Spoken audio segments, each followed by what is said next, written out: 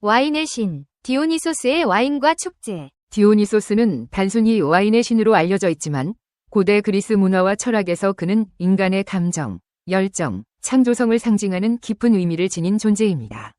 디오니소스와 그의 축제는 고대 그리스인들에게 단순한 오락의 영역을 넘어선 인간 본성의 다양한 측면을 탐구하고 표현하는 중요한 역할을 했습니다. 그는 인간과 신의 경계를 넘나들며 삶의 고통과 기쁨, 죽음과 재탄생이라는 상반된 개념들을 하나로 묶는 독특한 신으로 여겨졌습니다. 이 모든 것이 디오니소스와 관련된 와인, 축제, 예술에 내포된 철학적 의미를 이해하는 데 중요한 요소가 됩니다. 디오니소스는 제우스와 인간 세멜레 사이에서 태어난 신으로 그의 출생은 이미 고난과 비극으로 가득 차 있었습니다. 세멜레가 번개로 사망한 후 제우스는 태아였던 디오니소스를 자신의 허벅지에 넣어 완전히 자랄 때까지 보호했습니다. 이 독특한 탄생 이야기는 디오니소스를 단순히 신성한 존재로 보는 것이 아니라 고난과 역경을 겪으면서도 새로운 삶을 만들어내는 생명력의 상징으로 묘사합니다. 디오니소스는 와인을 인간에게 선물한 신으로 유명합니다. 와인은 단순히 즐거움을 주는 음료가 아니라 인간의 억눌린 감정을 해방시키고 사회적 경직성을 풀어주는 강력한 매개체였습니다. 디오니소스가 와인을 통해 인간에게 준 것은 단순한 쾌락이 아니라 내면의 자유와 창조적인 영감이었습니다. 와인은 축제를 통해 사회적 유대를 강화하고 사람들 사이의 경계를 허무는 역할을 했습니다. 디오니소스를 기리는 축제는 고대 그리스에서 두드러진 문화적 현상이었습니다. 디오니시아라 불리는 이 축제는 농촌에서 열리는 소규모 축제와 도시 아테네에서 열리는 대규모 축제로 나뉘어 있었습니다. 농촌에서 열렸던 소규모 디오니시아는 농업과 자연의 순환을 기념하는 자리로 주민들이 와인을 나누며 춤과 노래로 축제를 즐겼습니다. 반면 도시에서 열린 대디오니시아는 훨씬 더 정교하고 장엄한 행사였습니다. 이 축제는 단순한 즐거움을 넘어 비극과 희극의 공연을 통해 인간 본성과 삶의 본질에 대한 철학적 메시지를 전달하는 자리였습니다. 디오니시아 축제는 감정 정화, 즉 카타르시스의 장으로도 여겨졌습니다. 축제는 단순히 술과 춤을 즐기는 자리가 아니라 개인과 집단이 억눌린 감정을 해방하고 심리적으로 치유를 경험하는 의식적인 과정이었습니다.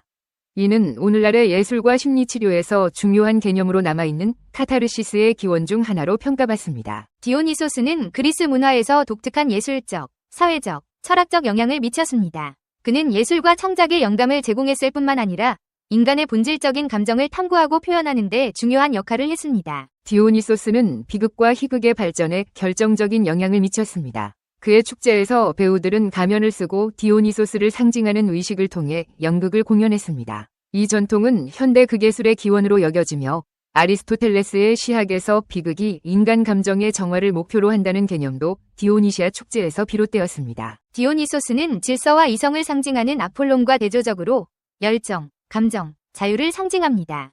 그의 존재는 억압된 본능을 해방시키고 인간 본질을 긍정하는 메시지를 전달합니다. 이는 인간이 균형 잡힌 삶을 살기 위해 감정과 이성의 조화를 이루어야 한다는 철학적 교훈을 제공합니다. 디오니소스의 와인과 축제는 기존 사회 질서를 해체하고 새로운 형태의 유대를 창조하는 힘을 가지고 있었습니다.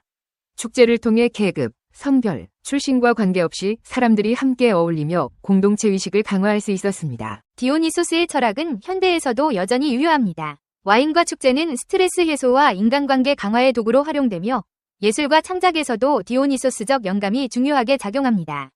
디오니소스의 와인은 단순한 음료가 아니라 현대사회에서도 인간의 억눌린 감정을 해소하는 메타포로 사용됩니다. 창의성과 열정을 강조하는 음악 페스티벌, 와인 축제 등은 디오니소스적 철학을 이어가는 현대적 표현으로 볼 수 있습니다. 프리드리히 니체는 비극의 탄생에서 디오니소스를 감정과 충동의 상징으로, 아폴론을 질서와 이성의 상징으로 묘사했습니다. 그는 이 두 신이 조화를 통해 인간이 삶의 풍요로움과 예술적 진정성을 얻을 수 있다고 주장했습니다. 디오니소스는 단순히 와인의 신이 아니라 인간의 자유, 창조성, 열정을 상징하는 철학적이고 예술적인 존재입니다. 그는 고대 그리스에서 사람들에게 본능과 감정을 긍정하고 공동체 속에서 진정한 자유를 경험할 수 있는 기회를 제공했습니다. 그의 축제는 단순한 오락이 아니라 인간 본성을 탐구하고 삶의 의미를 재조명하는 자리였습니다.